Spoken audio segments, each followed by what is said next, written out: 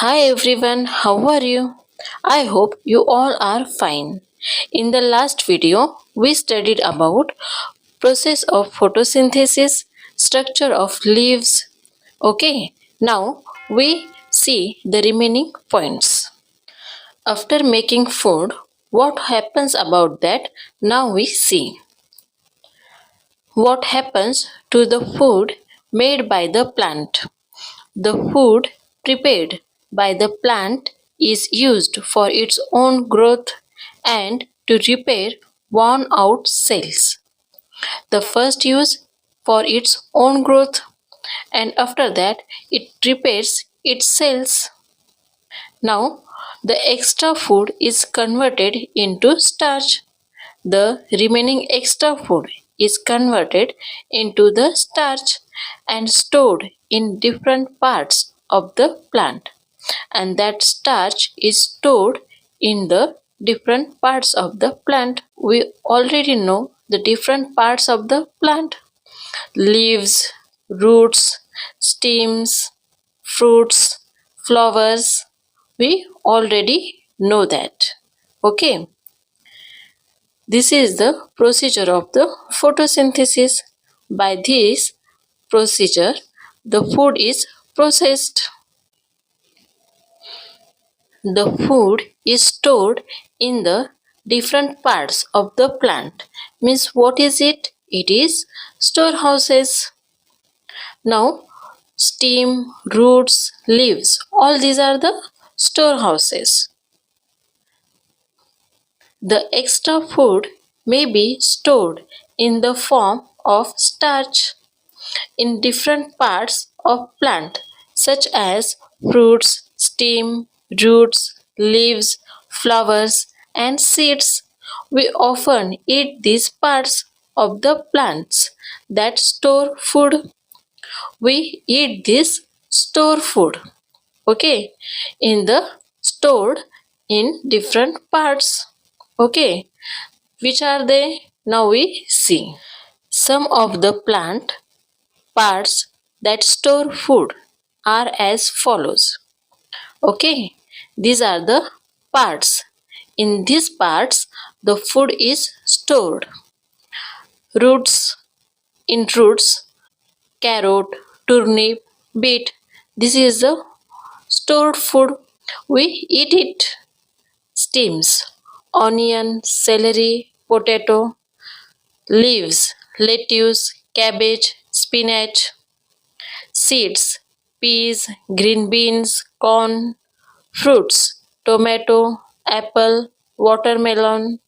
Flowers, broccoli, cauliflower. We eat these, and these are the different parts of the plants. It is starch.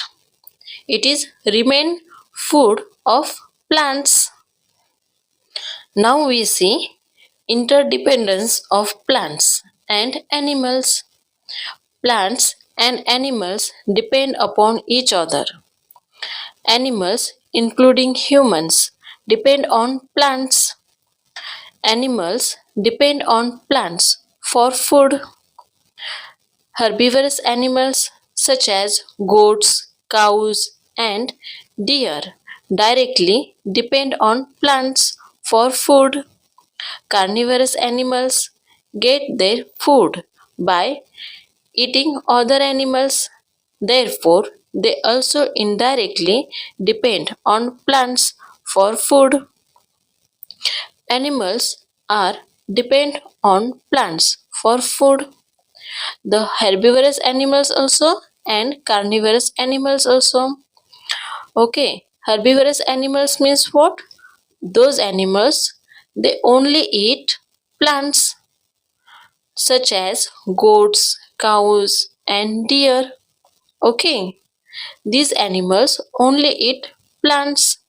These animals are directly depend on plants for food, but carnivorous animals are depend on herbivorous animals, and these animals are indirectly depends on plants for food because These carnivorous animals are depend on herbivorous animals, and these herbivorous animals are depend on plants. So they are indirectly depend on plants for food. Animals depend on plants for oxygen given out during photosynthesis. We know in the procedure of photosynthesis, oxygen given out by plants, and this oxygen are useful for the animals for survival.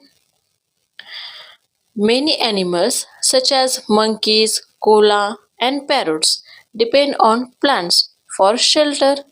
For shelter also, plants are very essential for animals.